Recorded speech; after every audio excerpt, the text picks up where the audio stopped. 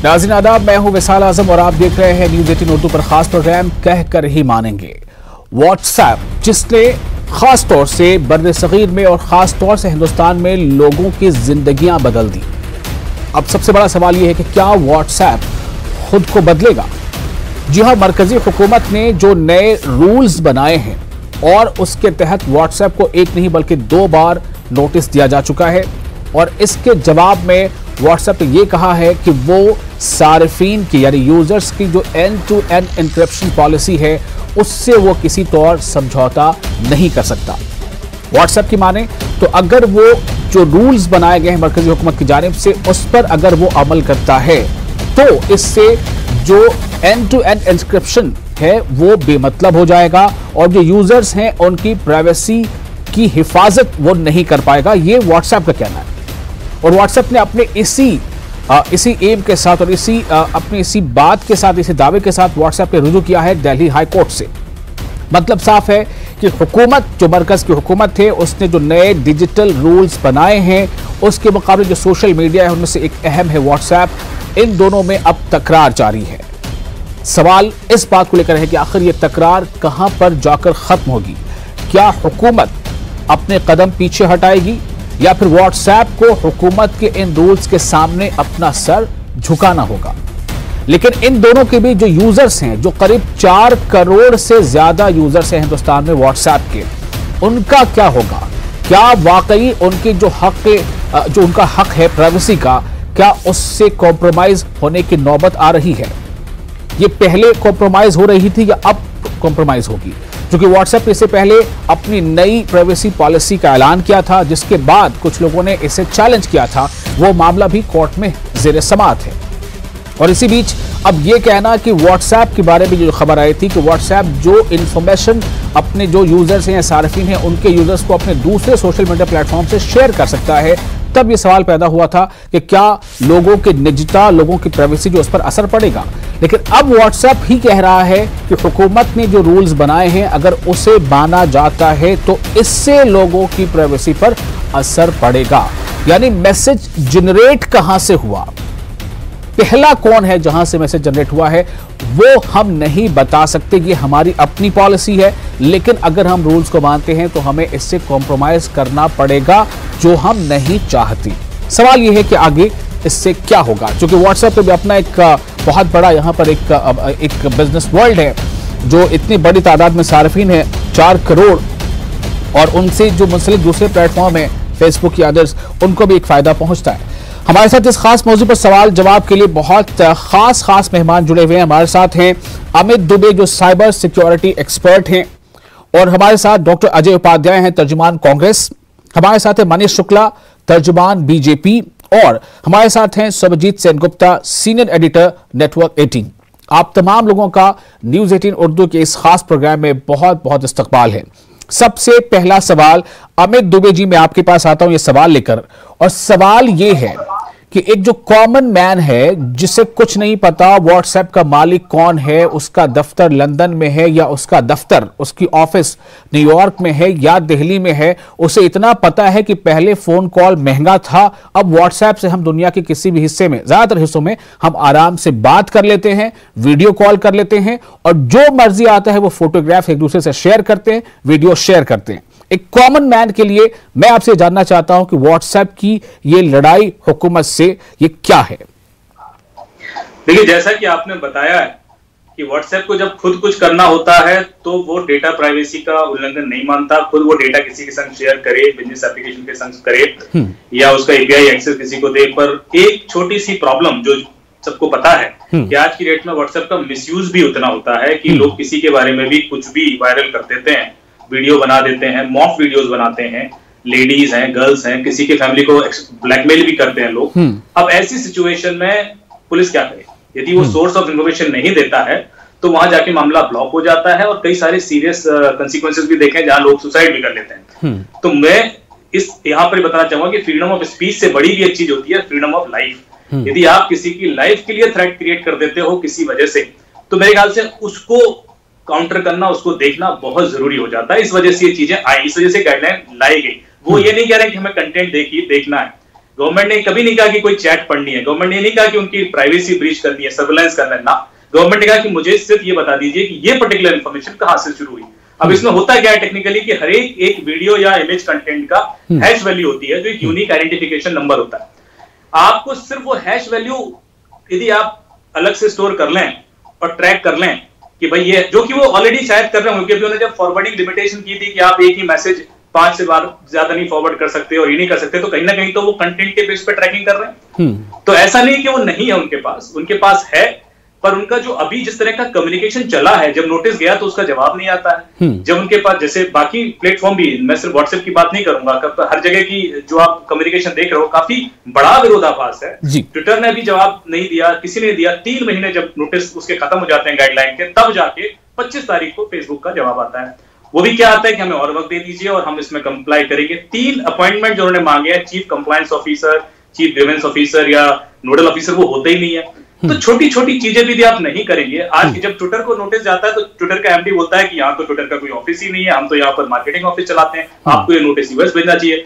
ये जो communication gap है, यदि यहाँ पर इतने ज्यादा लोगों को वो सर्विस दे रहे हैं और यहाँ पर उनको कोई इस तरह का रिस्पॉन्सिबल बंदा नहीं जो उस पर जवाब दे, तो मेरे ख्याल से ये बहुत बड़ा इशू है। चलिए, मैं इस पे और मजीद अपने मेहमानों से बात करता हूँ, आप हमारे साथ बने रहें। जो अपोजिशन के कुछ लीडर्स हैं, जैसे मैं जिक्र करूंगा, असदुद्दीन ओवैसी ने भी इस बात को उठाया है कि दरअसल हुकूमत चाहती है एक सर्विलांस करना और हुकूमत चाहती है कि मेरे खिलाफ, यानी हुकूमत के खिलाफ कहीं से कोई बात अगर आती है तो उसका पता चले, उसके खिलाफ कार्रवाई हो सके, और इसलिए वो इस तरह के रूल ला रही है। मैं ये नहीं कह रहा हूं कि ये जो कह रहे हैं या सही कह रहे हैं, लेकिन दो तरफ से जो बातें सामने आ रही है वो दरअसल है क्या, ये बताना आपको जरूरी है। क्या इससे प्राइवेसी को खतरा है? क्या इससे इस बात को खतरा है कि अगर किसी ने गवर्नमेंट के किसी स्कीम को क्रिटिकली कुछ रिव्यू किया, क्रिटिसाइज किया, तो क्या उस पर एक्शन हो सकता है उसके खिलाफ? क्या ये खतरा हो जाएगा जिसकी बात व्हाट्सएप कर रहा है? मैं थोड़ा सा इस बारे में पहले एक छोटा सा रिएक्शन सुभजीत सेनगुप्ता से लेना चाहूंगा, सीनियर एडिटर हमारे साथ नेटवर्क 18, उसके बाद फिर बाकी मेहमानों के पास जाएंगे। सुभजीत जी, देखिए, अगर आप इसको अगर देखिए, इस नियम को जो लाया जा रहा है, किसी भी नियम का, किसी भी लॉ का, हर चीज का आप अगर देखें तो 2 साइड होता है। एक होता है कि इसकी जरूरत है क्या, इसको अगर देखा जाए तो अगर मान लीजिए कहीं पे कोई क्रिमिनल एक्ट हुआ या कहीं पे 4 लोगों ने व्हाट्सएप कॉल पे के जरिए एक मर्डर की प्लान की है, या फिर एक व्हाट्सएप ग्रुप में से, जैसे हमने काफी बार देखा जब कोई राइट वगैरह की स्थिति होती है तो एक व्हाट्सएप ग्रुप में लोग डिस्कस करते हैं काफी बार, जो एक इजी मीडियम हो जाता है। तो हमने दिल्ली राइट्स में भी देखा है, उसके पहले भी देखा है। तो अगर उस डेटा को रीच करना चाहते हैं, उस डेटा तक हम पहुंचना चाहते हैं, तो फिर व्हाट्सएप से अगर सपोर्ट मांगी जाती है तो उस वक्त अगर व्हाट्सएप सपोर्ट प्रोवाइड करता है तो वो केस जल्दी सॉल्व होगा। बट जब जैसे ये भी हो रहा है, उस दूसरी तरफ ये भी है कि अगर किसी सरकार कभी चाहे तो इसका गलत फायदा उठा सकती है या नहीं। अब बात यह है कि वो तो बात की बात है, उसके लिए इसके पास नोडल ऑफिसर्स है, नोडल ऑफिसर इस मैटर पे कॉल ले सकते हैं। बड़ी बात यह है कि कंपनीज वहां पे नोडल ऑफिसर्स नहीं लाना चाह रहे हैं। हमने जो देखा है कि हर बार जब भी होता है, जैसे ये इनका एक प्रिटेक्स्ट होता है, जैसे पिछली बार भी हमने देखा है कि जब ट्विटर पे सवाल उठाया गया था तो ट्विटर ने कहा कि हमारा ग्लोबल ऑफिस यूएस में है और हम मार्केटिंग ऑफिस, जैसे अमित जी भी बता रहे थे, तो उससे काम कर रहे हैं। ये क्यों कर रहे हैं? क्योंकि इनको कहा जाता है सोशल मीडिया इंटरमीडियरीज, मतलब आप किसी और से बात कर रहे हैं, उनके प्लेटफॉर्म पे बात कर रहे हैं। उनका ये कहना है कि आधे से ज्यादा चीज हम लोग रेगुलेट नहीं कर पाते हैं, ये हम लोग इस पे रोक नहीं लगा सकते, ये हमारा we do not have the technology, तो इस चक्कर में हम लोग ये नहीं कर पाते। इसलिए अगर मैं एक इंटरमीडिएट लगाऊंगा तो मैं खुद फंस जाऊंगा। चलिए, मैं आपको थोड़ा सा रोकना चाहूंगा यहाँ पर सुरजीत जी। मैं जानना चाहता हूं कि सरकार का अपना इस बारे में रुख क्या है। अब मनीष शुक्ला हमारे साथ हैं, तर्जुमान बीजेपी के। मनीष, मैं आपसे जानना चाहता हूं कि किस बात का खतरा है और क्यों इतने लंबे अरसे बाद सरकार को ये लगा कि इन पर एक नकेल कसना जरूरी है या इन पर एक काउंटर चेक रखना जरूरी है? देखिए, कानून और नीतियां बनाना देश का संप्रभु अधिकार है और कोई भी देश अपनी संप्रभुता के लिए कानून बना सकता है। और इसको ये शब्द देना ठीक नहीं होगा कि नकेल कसना चाहते हैं, लेकिन निगरानी जरूर रहनी चाहिए कि जो सोशल मीडिया प्लेटफॉर्म है उससे, देखिए ये बात बिल्कुल सही है कि सोशल मीडिया प्लेटफॉर्म से तमाम अच्छी और पॉजिटिव चीजें भी हुई हैं, लेकिन उतना ही सत्य ये भी है कि तमाम गतिविधियां जो गैर कानूनी हैं, जो देश विरोधी गतिविधियां हैं, उसका भी क्रियान्वयन इस सोशल मीडिया प्लेटफॉर्म के जरिए हुआ। इससे हमको लगता कोई नकार नहीं सकता है। सरकार ने कहा क्या है? सरकार ने कहा कि 25 फरवरी को सरकार ने कहा कि 3 माह के अंदर एक नोडल ऑफिसर नियुक्त कर दीजिए, एक रेजिडेंट ग्रीवांस ऑफिसर कर दीजिए, एक कंप्लेंट ऑफिसर कर दीजिए और वो भारत में नियुक्त कर दीजिए। एक बात और कही, एक फिजिकल एड्रेस भारत में होना चाहिए। मतलब कोई ऐसी कंपनी जिसके इतने ज्यादा यूजर्स हिंदुस्तान में हो और उसका फिजिकल एड्रेस भी ना हो, तो आखिर फिजिकल एड्रेस देने में इनको प्रॉब्लम क्या आ रही है? भाई आर्थिक तंगी तो है नहीं, बचना किस चीज से चाहते हैं? व्हाट्सएप की मदर कंपनी फेसबुक है। आप सबको पता है कि तमाम बातें आती हैं कि व्हाट्सएप अपने डेटा को फेसबुक को देता है और फेसबुक उसके आधार पे, डेटा के आधार पे क्या खेल खेलता है, और ये सबको पता है। और जो तमाम दलीलें व्हाट्सएप आज दे रहा है, ये दलीलें अगर उल्टी करिए तो इसी के ऊपर फिट बैठती हैं कि नहीं नहीं हम ये शेयर नहीं कर सकते, हम ये इससे निजता का उल्लंघन होगा।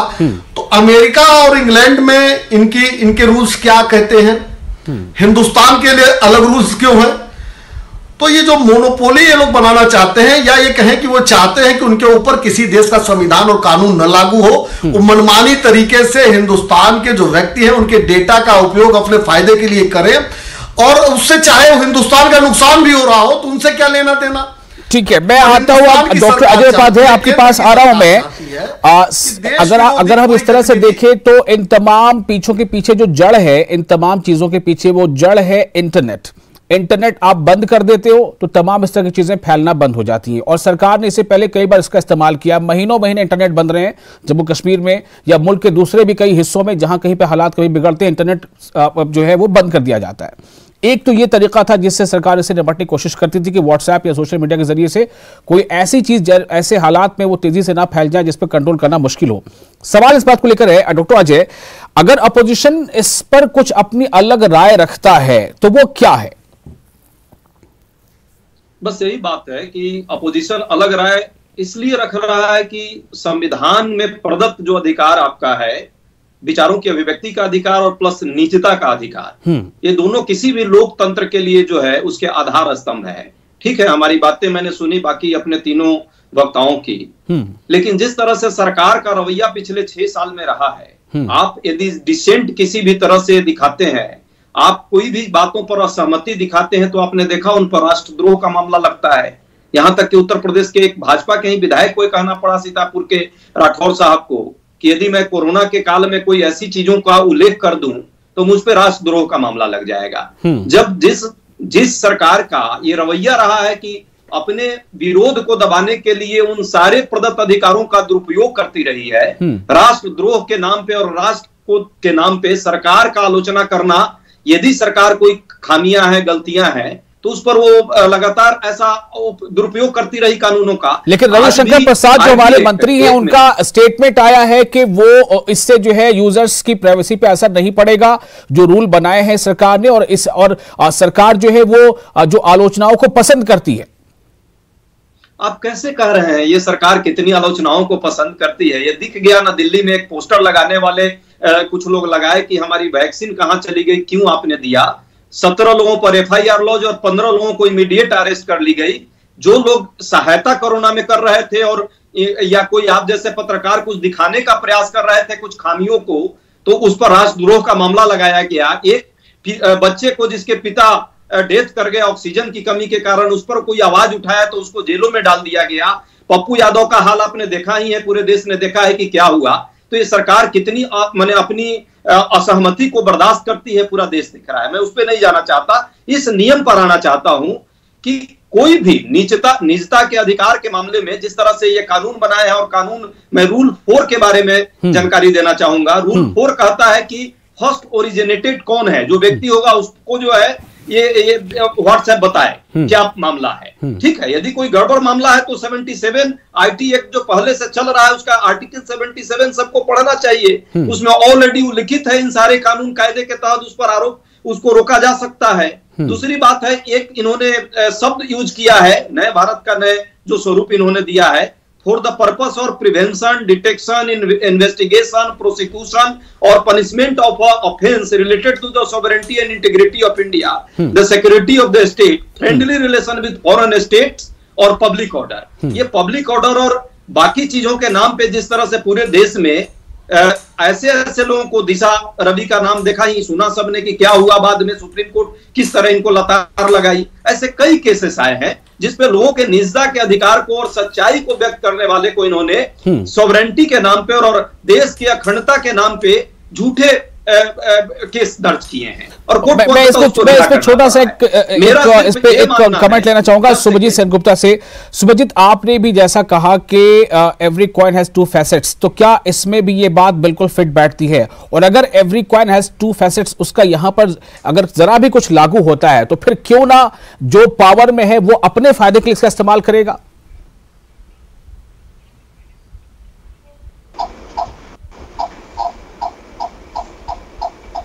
जी, सरकार इस्तेमाल करना चाह रही है या फिर व्हाट्सएप खुद इस्तेमाल करना चाह रहा है या क्या? इस मेरी आवाज आ रही है आपके पास? जी हाँ बिल्कुल आ रही है। मैं ये कहना चाह रहा हूं कि कौन फायदे के लिए किसी भी चीज को हमेशा दो तरीके से होती है, जिसकी फायदा कोई चाहे तो उठा सकते, कोई ना चाहे तो नहीं उठा सकते हैं।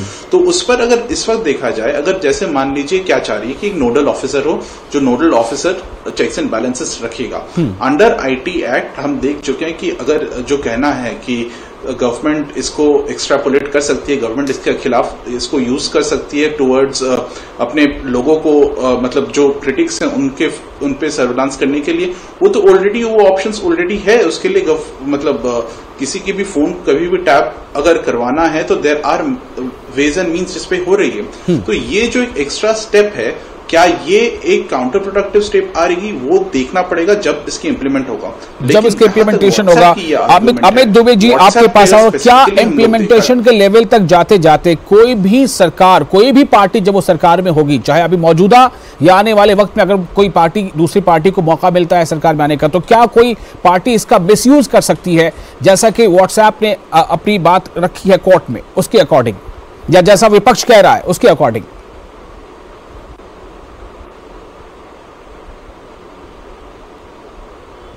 बाईपास करके कुछ भी करना चाहे, लेकिन एक सिस्टम बनाया जाता है। यहाँ पे भी एक सिस्टम बनाया जा रहा है, यहाँ पर एक बॉडी बनाई जा रही है जो उस चीज को रेगुलेट करेगी। गवर्नमेंट सीधे रिक्वेस्ट नहीं कर सकती। आज भी यदि किसी का फोन टैप करना है या किसी का सर्वेलेंस करना है तो गवर्नमेंट सीधे रिक्वेस्ट नहीं करती है। देयर इज अ सिस्टम, उसमें लॉग होता है, किस पर्पस के लिए, कौन सी एफआईआर थी, क्यों ये जरूरत पड़ी, और उसमें जो गृह मंत्रालय से एसोसिएटेड लेवल का बंदा है उसका एक अप्रूवल चाहिए होता है, तब जाके वो, तो कल के दिन यदि कोई उसको चेक करना चाहे, आरटीआई करना चाहे, तो वो पता पड़ जाता है कि हाँ भाई इस पर्पज से इसलिए कराया गया।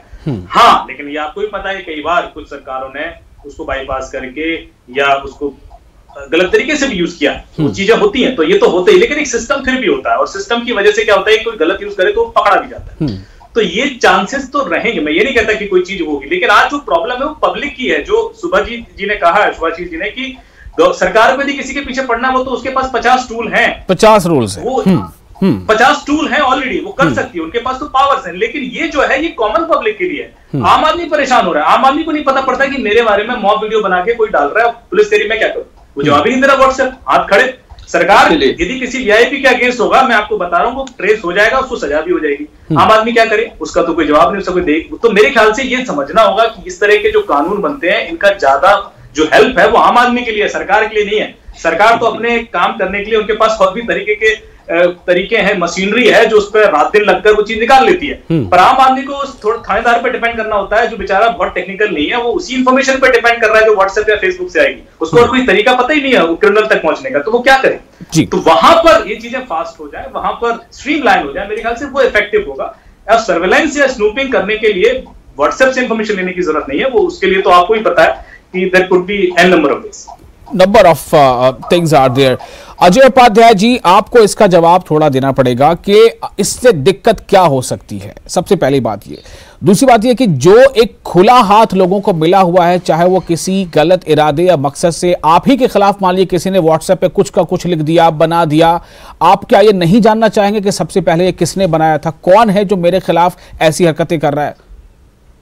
देखिए, दो बातें हैं। ये पहला प्रश्न जो आपने किया है उसका क्लियर कट है, मकसद क्या है, और मकसद है सरकार जो है अपनी विरुद्ध आलोचनाएं सुनना नहीं चाहती और कहीं ना कहीं ये निजता का अधिकार कहीं ना कहीं हनन करना चाहती है, जो लोकतंत्र की कहीं अभिव्यक्ति का। ठीक है, उसका कहीं ना कहीं कुछ ऑप्शन मिल गया जवाब से कि कहीं ना कहीं जो भी पावर में होता है वो उसका थोड़ा सा अपने फायदे के लिए इस्तेमाल कर लेता है, लेकिन क्या ये प्रो पब्लिक है कि नहीं? क्या ये आम इंसान को भी फायदा पहुंचाएगा कि नहीं, आम लोगों को जो कॉमन पब्लिक है उसको? कैसे, आप सुनिए। अब दूसरी बात जो है, इन्होंने जो एक कमेटी बनाई है कि केंद्र सरकार के 4 लोग जो रहेंगे अंडर सेक्रेटरी रैंक के लोग होंगे, वो तय करेंगे कि फेसबुक या व्हाट्सएप के माध्यम से क्या चीजें जानी चाहिए और क्या नहीं जानी चाहिए। आप यदि कोई सरकार के विरुद्ध कोई आलोचना ईमानदारी से करना चाहते हैं और यदि मिनिस्ट्री के वो 4 लोग चाहें कि नहीं जाएगी, तो क्या आपकी आवाज जाएगी?